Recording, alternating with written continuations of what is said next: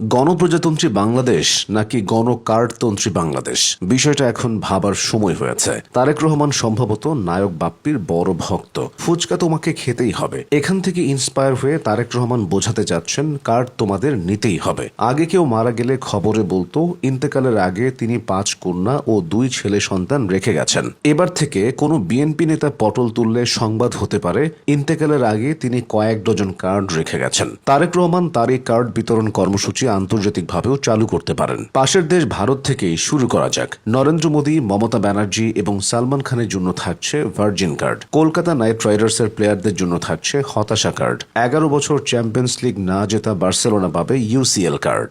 সামনে বিশ্বকাপ, তাই ব্রাজিলের জন্য থাকছে হেক্সা কার্ড। আর্জেন্টিনা যাতে বিশ্বকাপ ইঞ্জিনিয়ারিং করতে পারে সেজন্য তাদের জন্য থাকছে পেনাল্টি কার্ড। আবার দেশে ফেরা যাক। তারেক রহমান যদি রাজনীতিবিদদের কার্ড দিতেন তাহলে কেমন হতো? সালাউদ্দিন আহমেদ পেতেন সংবিধান কার্ড, জামায়াতের আমির শফিকুর রহমান পেতেন কিস কার্ড, যা স্বয়ং ইমরান হাশমি তুলে দিতেন। শিক্ষামন্ত্রী মিলন পেতেন হেলিকপ্টার কার্ড, ডাকসুর মোসাদ্দেক, এবি জুবায়ের ও রাকসুর আম্মার যৌথভাবে পেতেন মব কার্ড।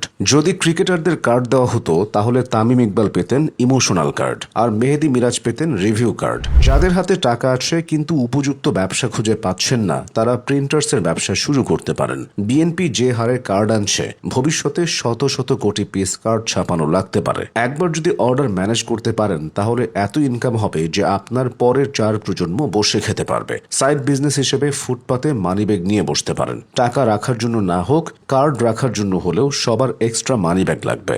যারা ক্রাশকে নক দিতে চান কিন্তু কোনো ইস্যু পাচ্ছেন না, তারা এভাবে শুরু করতে পারেন। তোমাদের এলাকায় কি এলপিজি কার্ড দিচ্ছে? যারা কম্পিউটার কেনার কথা ভাবছেন তারা কিছুদিন অপেক্ষা করুন। সরকার থেকে এনভিডিয়ার গ্রাফিক্স কার্ড পেতে পারেন। তারেক রহমান মূলত যে জিনিসের সমস্যা দেখছেন সে জিনিসের কার্ড আনছেন। সুতরাং অতিরিক্ত গরমের কারণে সামার কার্ডও আসতে পারে। কিন্তু বরিশাল অঞ্চলে যারা সামার কার্ড বিক্রি করবে, বরিশালবাসী তাদের লাল কার্ড ধরিয়ে উত্তম মধ্যম দিতে পারে। সময়ের দাবি মেনে কার্ড বিষয়ক একটা মন্ত্রণালয় খোলা যায়। ছাত্রদলের আবিদুল ইসলাম হবেন কার্ড মন্ত্রী। হয়তো ভাবছেন রাকিবুল ইসলাম কি দোষ করলো? তিনি মূলত 2028 সালের লস অ্যাঞ্জেলেস অলিম্পিকের প্রস্তুতি নিচ্ছেন।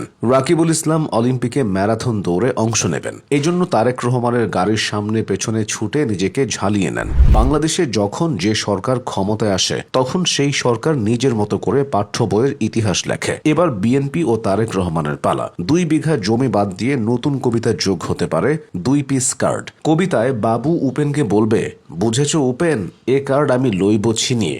উপেন বলবে, তুমি বিএনপি কার্ডের অন্ত নাই, চেয়ে দেখো মোর আছে বড় জোর, মরিবার মতো ঠাই। ভাব সম্প্রসারণ অংশে থাকবে, সবার উপরে কার্ড সত্য, তাহার উপরে নাই, ব্যাখ্যা করো।